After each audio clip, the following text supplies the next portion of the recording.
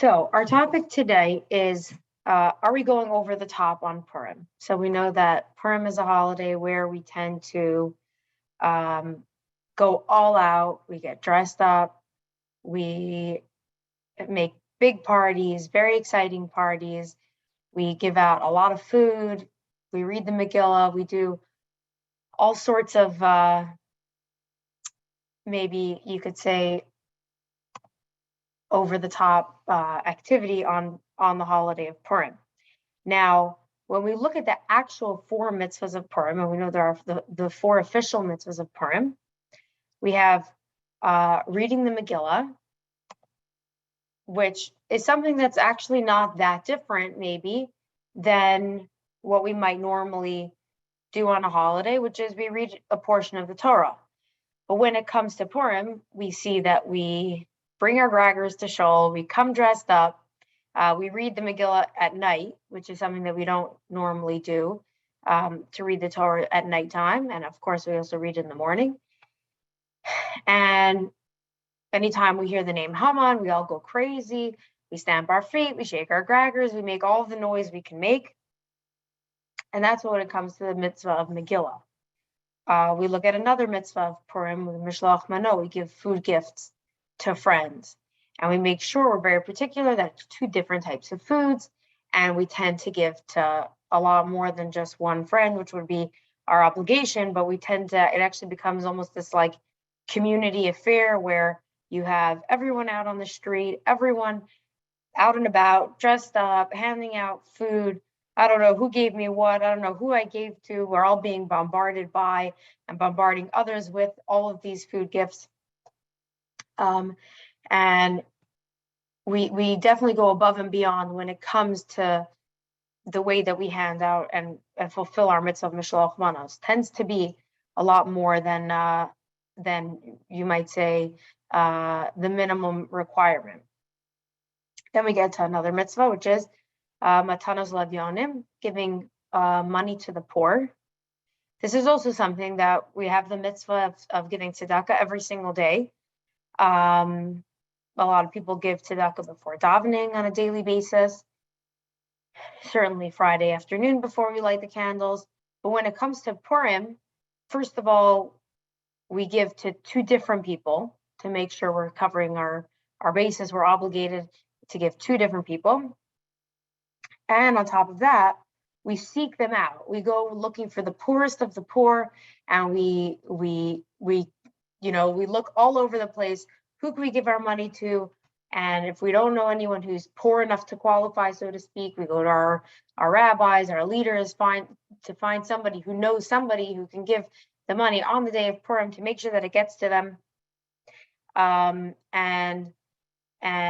not only that, even if anyone asks us, right, we have the custom where we don't say no. If someone sticks out their hand for money on Purim, we don't say no. We give them, as we can and more.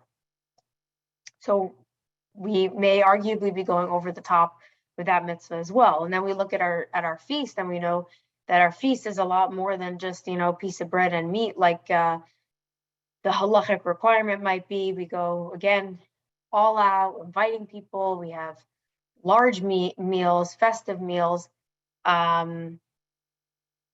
traditionally with a lot of alcohol present at the meals.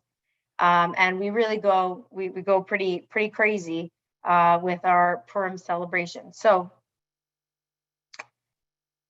what is it about Purim that we feel that there's obviously something unique about Purim that's making us really go all out, above and beyond, possibly over the top?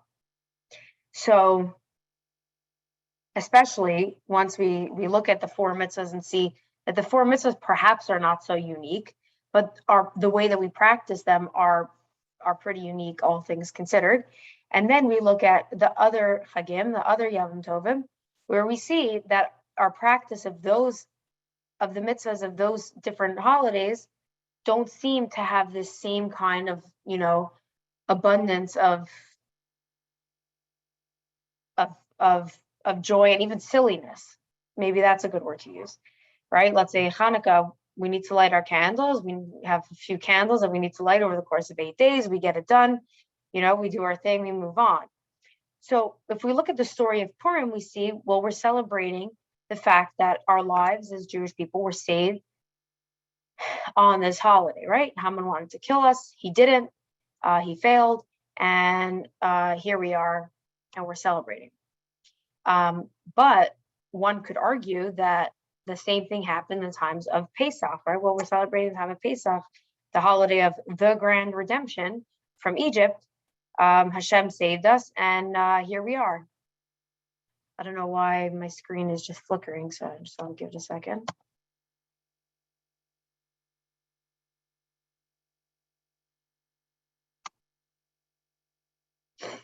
Okay.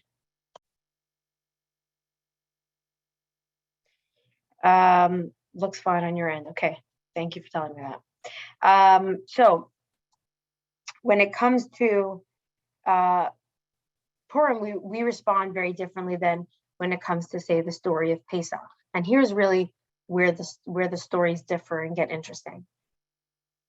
When it comes to the story of Pesach, we have this incredibly miraculous story of the Jewish people being enslaved for 210 years. And then we have miracle after miracle after miracle, just one after another, hitting us in the face. And then Hashem brings us to Mount Sinai, says, I want you to be my people. And we're like, of course, we're here, Nasa V'Nishma, we'll do what you say, we'll listen to we'll do as you command, we'll listen to what you say, we'll follow, to the best of our abilities, to the T, and that's it. That's the process of Passover, of Pesach, when the Jewish people left Mitzrayim, left Egypt. But when it comes to Purim, we see that there were no miracles or no obvious miracles, right? Everything, you could read the Megillah and you could notice that Hashem's name is not even in there. You could understand it as just a series of events that kind of, had a happy ending in the end, but really was not necessarily a godly tale. And so really this is the key here. This is going to be the key here to understand what is it about Purim that is in a way even greater than Pesach, than Shavuot, than any of the other holidays. So I want to share my screen with you so that we can explore a text. Let us see here. Okay. So Purim, are we going over the top? Question of the evening. The Gemara in Shabbat 88a says, the Gemara cites additional homiletic interpretations on the topic of the revelation at Sinai. The Torah says, and Moses brought forth the people out of the camp to meet God, and they stood at the lowermost part of the mount. Rabbi Avdimi Bar Chama Bar Chasa said, the Jewish people actually stood beneath the mountain, and the verse teaches that the Holy One, blessed be He, overturned the mountain above the Jews like a tub and said to them, if you accept the Torah, excellent, and if not, there will be your burial. Rav Acha Bar Yaakov said, from here, there's a substantial caveat to the obligation to fulfill the Torah. The Jewish people can claim that they were coerced into accepting the Torah, and it is therefore not binding. So, according to the Medrash, Hashem held the Torah, held the mountain over the Jewish people's head like a bowl or like a tub, and said, if you don't accept the Torah, then here will be your burial. Now, there's further explanation into this narrative, which kind of goes on to explain about how this is not just, it's not that Hashem was forcing the Jewish people into accepting the Torah, but that Hashem overwhelmed us so much with His love, with His miracles, with His just abundant generosity, that at some point it came to giving us the Torah, and it was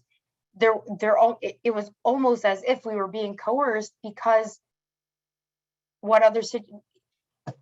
in other words, Hashem was overwhelming us so much with His love that it was as if we were being coerced into accepting the Torah, because we were so overwhelmed and so grateful and so taken in by Hashem's miracles and the way that He was providing for us, that there was no way to say no, so to speak. And so one of these opinions in the Gemara tells us that the Jewish people could claim that they were coerced into accepting the Torah, and it is therefore not binding. In other words, that I'm not really obligated in observing the laws of the Torah, because the way that this contract, so to speak, took place was not fair to both parties. And therefore it's like, if I have a gun to my head and I'm told to sign this paper, then it's not really a valid contract. It's done with coercion, and therefore I can argue that I'm not actually obligated to whatever it is that I signed. And that's what they're arguing here in the Gemara, that perhaps Hashem's revelation was so overwhelming that really they were left with no other choice. And so the Gemara actually continues, and this is actually a number of years after this discussion takes place. Here we go. Rava said, even so, this is Rava's response, and this is what we accept. Even so, they again accepted it willingly in the time of Achashverosh, as it is written, the Jews ordained and took upon them and upon their seed and upon all such as joined themselves unto them. And he taught them, the Jews ordained what they had already taken upon themselves through coercion at Sinai. So you're saying it's true that at Mount Sinai, perhaps you could argue that we accepted the Torah out of coercion or under duress in some sense. But when it came to the story of Purim, that's when the Jews really took it upon themselves, really accepted it. And let me take you to the exact pasuk, to the exact verse in the Megillah where this is alluded to, where it says, Kimu v'kiblu haYehudim, the Jews undertook and irrevocably obligated themselves and their descendants and all who might join them to observe these 2 days in the manner prescribed and at the proper time each year. The pasuk is obviously talking about the actual holiday of Purim, but these words of kimu v'kiblu, that they took upon themselves and accepted upon themselves, this is some sort of, it alludes to the Jewish people really accepting upon themselves the entire Torah and the relationship and the commitment with Hashem that we have until today. So here's where we really get into a different kind of discussion when it comes to Purim, when we compare Purim to the other holidays. And what is that? Is that this is the first time in Jewish history where the Jewish people really looked anti-Semitism in the face. There was this Haman who wanted to destroy the Jewish people for no real reason.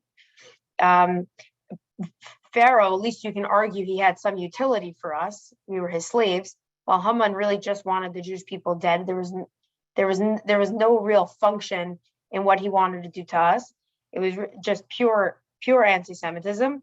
And not only that, from the way that the story kind of is narrated and plays out, it seems like Hashem really didn't play a very active role in the story of Purim. And so what is it that we're really celebrating?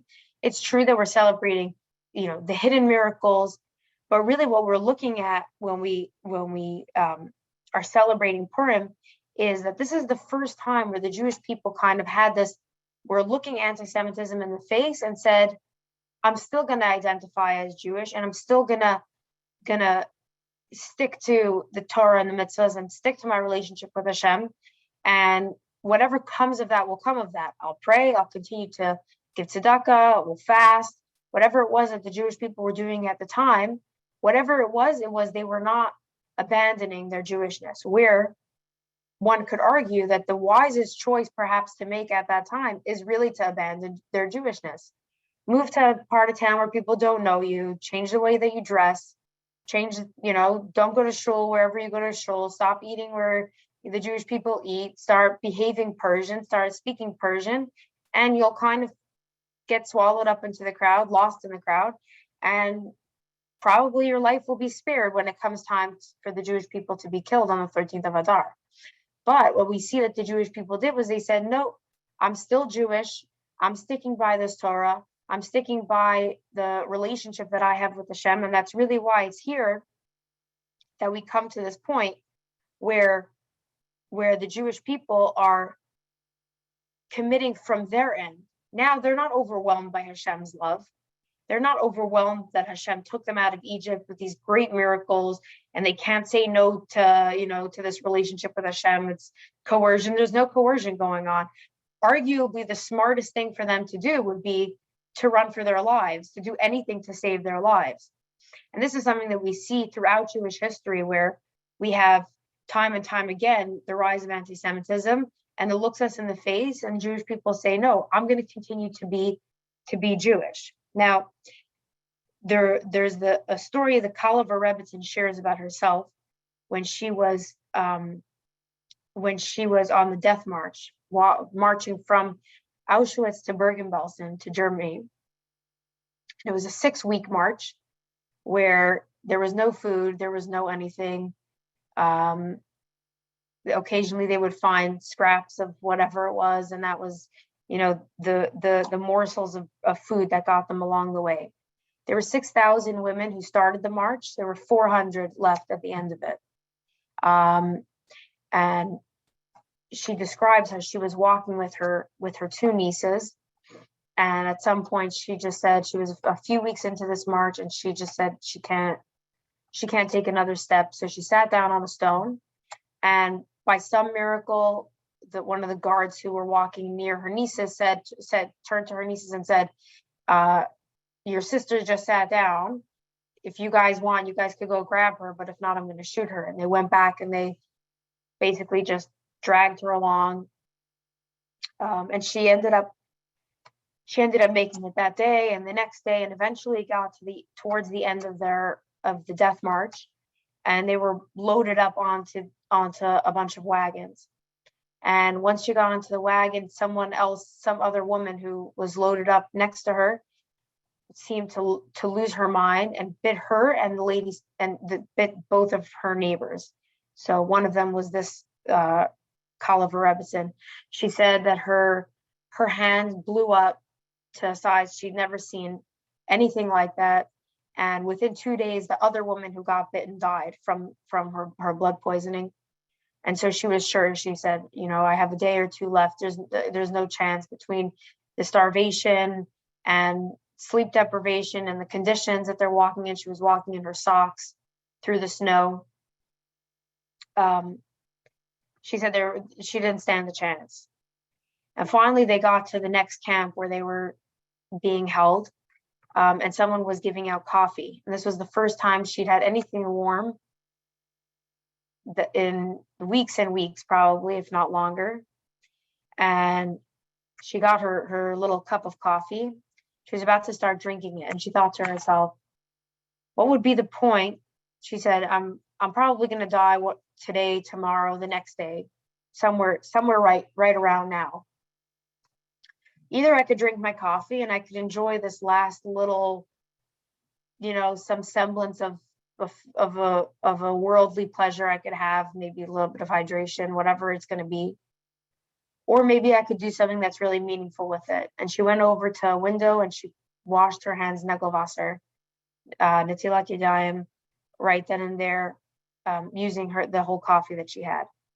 And she said she didn't see a doctor, she didn't see anyone, but all of a sudden that day her hand started to go down, and it ended up returning to normal, and she had just a scar left by the end of the war, and was able to tell that story and survived to tell that story. There's also the famous story about the Hungarian boys who, as soon as they got to the concentration camp, whichever one it was that they were sent, there was a whole group of about 50 yeshiva boys who were sent straight to the gas chambers. And as they're taking off their clothes, one of the boys stands up and says, boys, today is Simchas Torah. We don't have a Torah. We don't even have our clothes. We have nothing with us. But, up until now in our short lives, we've been trying to do our best, learning Torah, serving Hashem, doing what we need to do. And now is our opportunity that, we'll get to do one dance for Simchas Torah. We could dance with Hashem, because that's really all we have here with us. Hashem is here among us. And they started to sing and to dance. And the Nazi officer who was outside was confused, because he'd never heard any of those kinds of sounds coming out from the gas chambers. And so he opened up the door and he asked them, why are you guys dancing? What are you singing about? And one of the boys turned to the Nazi and said, Well, we're excited to be reunited with our parents and with our family and with everyone who we love. We're excited for the suffering to end. You guys are going to turn on the taps and we'll be able to, the suffering will be over. And the chutzpah that boy had made the Nazis so upset. He said, you know what? If you think that it's worth going in the gas chambers, that this is the easy way out, I'm going to take you out of the gas chamber. So he took the whole group of 50 out and he said, I'm going to make your lives miserable. I'm going to torture you guys. I'm going to work you. He took them out. He put them in a cabin overnight. And the boys didn't really know what to expect. But by the next morning, there was a higher up officer who had come to the camp. And he said he's looking for able-bodied men, some strong men to come work. And he's walking himself through the camp and he finds this cabin of 50 16-year-old boys, and he says, I'm taking all of these guys. I've heard that they all survived the war. I have not confirmed that, but certainly there were those who survived to tell the story, and that's pretty amazing. There's also obviously the famous story of Rabbi Silver of Cincinnati, who right after the war traveled around Europe from orphanage to orphanage and asked for the Jewish children. And if he wasn't allowed the Jewish children, or if there were people who said they don't know if they're Jewish or they don't remember, he would say Shema Yisrael with them. And though there were those whose memories were jogged and realized that that's something that I know from home, from my parents. And he was able to identify the Jews. And there was an unbelievable amount of Jews who came back into the fold as a result of that. And even Jews who didn't know they were Jewish at the end of the Holocaust, whenever it was that they did find out that they were Jewish, there were so many who came back. Now, we could argue that probably the smartest thing to do at that point would be just to do what a lot of people did immediately after the Holocaust, which was to hide their Jewishness. Don't tell their kids, pretend nothing happened, go someplace no one knows you, and you'll probably be safe. No one will identify you as a Jew. You won't be the victim of anti-Semitism. No one's going to come after you. And that's really, that makes sense to do. But what are we celebrating here on Purim, and what we're really celebrating about ourselves as a Jewish people is that we almost have the insanity to continue to identify as Jews, and we have the pride and I guess you could say unreasonableness to really want to stick it out and to really say, no, this is who I am. I'm a Jew and through, and I'm proud to be a Jew, and this is who I'm going to be. I'm born a Jew, I'll die a Jew, and this is really what I came into the world as, and will leave the world as, and will continue forevermore. And we see that in the story of Purim itself, this is really before even the Megillah starts. There was a prophecy saying that the Jewish people will be kicked out of the land of Israel for 70 years. And then they'll be welcomed back into the land of Israel after 70 years, and they'll be able to build the second Beit HaMikdash. But what happened is the Jewish people, the sages themselves, miscalculated the 70 years. They calculated 70 years from when this prophecy was shared. Well, really, the correct calculation would have been 70 years from when the temple was actually destroyed. And here they are. They've miscalculated the 70 years. And it would be easy for the Jewish people to say, forget it. Hashem abandoned us. Hashem abandoned us. And then we have King Ahasuerus, who really, at first glance, he seems like he's pretty good for the Jews. He invites them to his party. He seems, I guess, like a reasonable guy. And then you have the decree of Haman, where the Jews could say, you know what, Hashem for real abandoned us. This is the end of Judaism as we know it, and let's abandon Judaism and try to survive, right? Each hide and wherever we can go and just try to save our families. But the Jewish people really were crazy enough to continue to live as proud Jews and continue to engage with the world as proud Jews. And that's really what we're celebrating today. And what we really try to emulate today is kind of to go to a place in ourselves that is perhaps beyond reason, perhaps doesn't make the most sense to be a proud Jew, Today it's not so hard, in Canada, but it throughout history, it's not always such an easy thing to do to be a proud Jew. And even we're welcome as Jews, sometimes it's not so comfortable to be a proud Jew. But the message of Purim really is to go out into the streets. Sure, get dressed up, make a party, give out tzedakah, and so on. And so we see also the obligation that we bring out of on Purim, where we say it's incumbent upon a person to become so intoxicated that they confuse Mordechai and Haman. What does that mean? It's that we become intoxicated in that our mind is not necessarily thinking straight, but it's thinking correctly. In that what might be considered to be thinking straight or sober is let's lay low, let's put our heads down, let's not stick out as Jews, let's not be a sore thumb, and we'll get by. But really thinking correctly is, no, I am a Jew, I am a proud Jew, and I'm going to continue to represent myself in that way. And so that's the general idea of Purim and why we kind of go over the top. So if the question that we started with is, are we going over the top on Purim? You decide. Maybe we are going a little bit over the top on Purim, but I think that's the point, is that we're not necessarily doing what's reasonable, but we are doing what's right.